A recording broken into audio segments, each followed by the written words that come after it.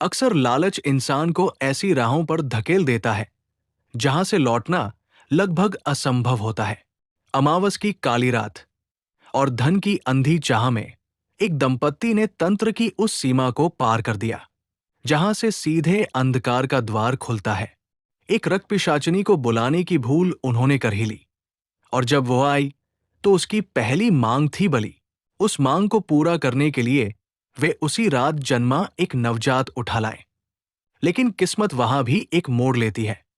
बच्चे की मां ने उसे छीन कर बचा लिया, और यही क्षण पिशाचिनी के कोप का कारण बन गया।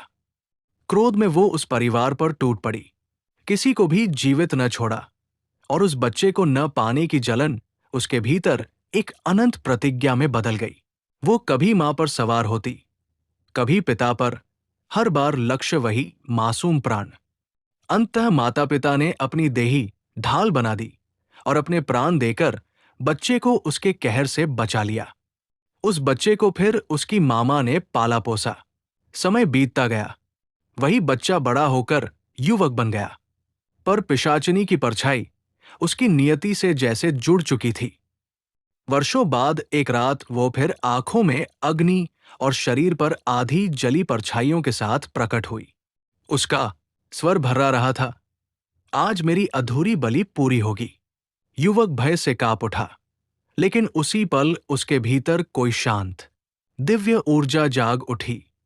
महादेव का वही अनदेखा स्पर्श जिसके कारण वो बचा था। उसकी आंखों में नीली अग्नि भड़क उठी और प्रकाश के विस्फोट से अंधकार की वह चुड़ैल राख बनकर हवा में विलीन हो गई। और तब युवक ने पहली बार समझा, उसका जन्म केवल बचने के लिए नहीं हुआ था, बल्कि उस अंधकार को समाप्त करने के लिए हुआ था जो वर्षों से उसका पीछा कर रहा था।